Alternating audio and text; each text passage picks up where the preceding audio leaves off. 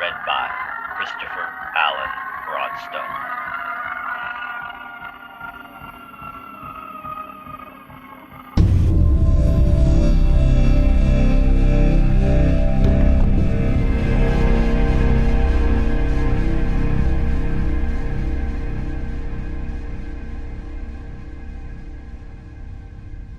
Once upon a midnight dreary, while I pondered weak and weary over many a quaint and curious volume of forgotten lore, while I nodded, nearly napping, suddenly there came a tapping, as of someone gently rapping at my chamber door.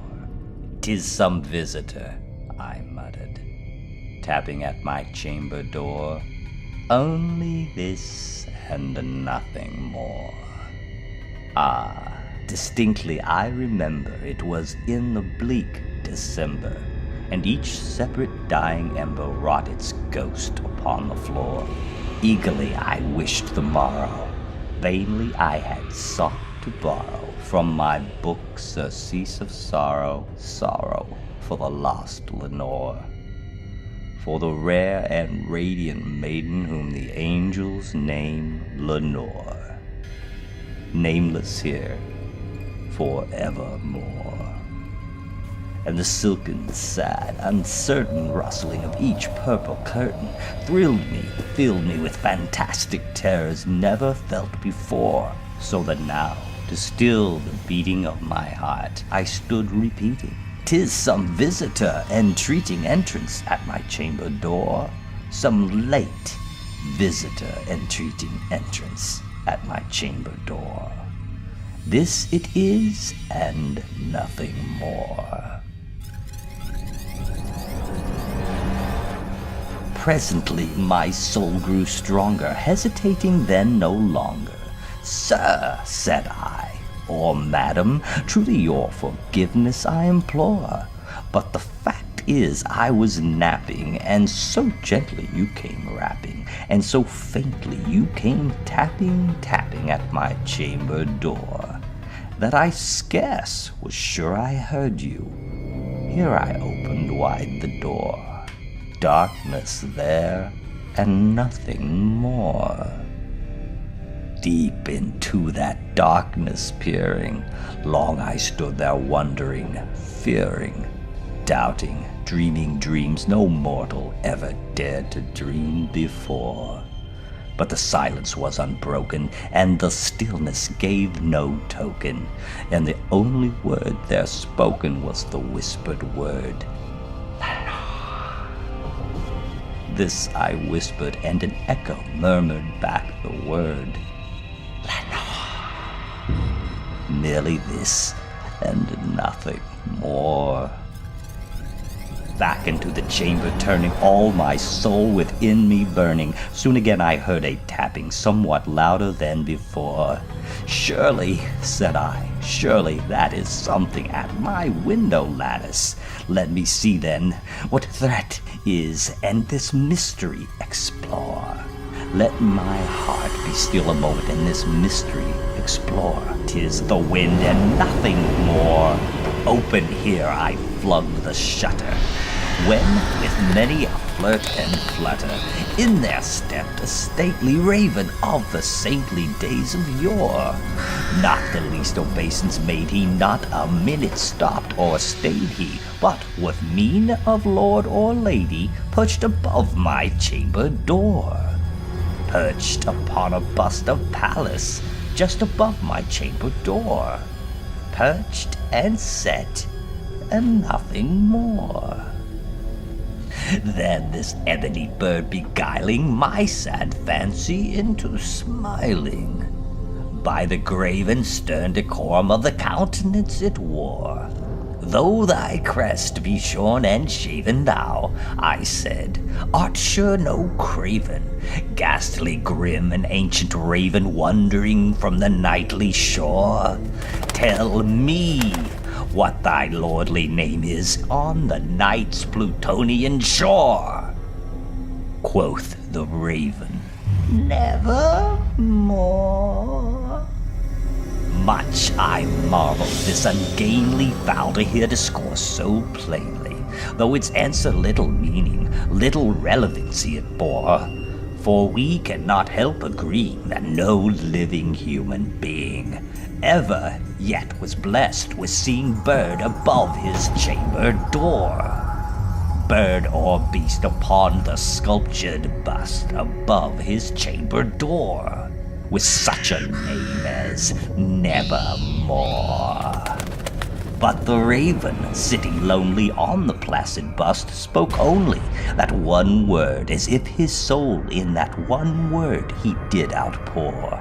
Nothing farther than he uttered, not a feather then he fluttered, till I scarcely more than muttered, "Other fiends have flown before. On the morrow he will leave me, as my hopes have flown before." Then the bird said, "Nevermore."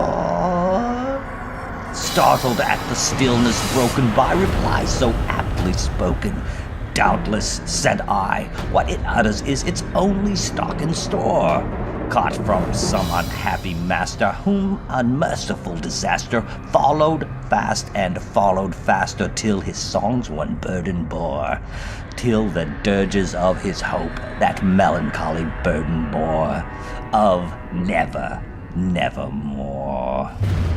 But the raven, still beguiling all my fancy into smiling, straight I wheeled a cushioned seat in front of bird and bust and door.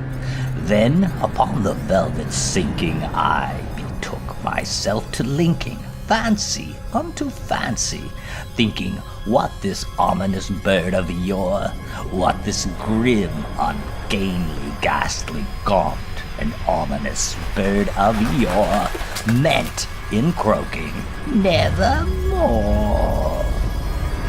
This I sat engaged in guessing, but no syllable expressing, to the fowl whose fiery eyes now burned into my bosom's core. This and more I sat divining, with my head at ease reclining on the cushion's velvet lining that the lamplight gloated o'er, but whose velvet violet lining with the lamplight gloating o'er, she shall press, nevermore.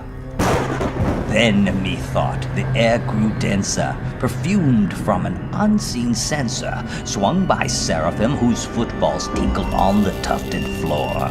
"Wretch," I cried, "thy God hath lent thee, by these angels he hath sent thee, respite, and nepenthe from thy memories of Lenore.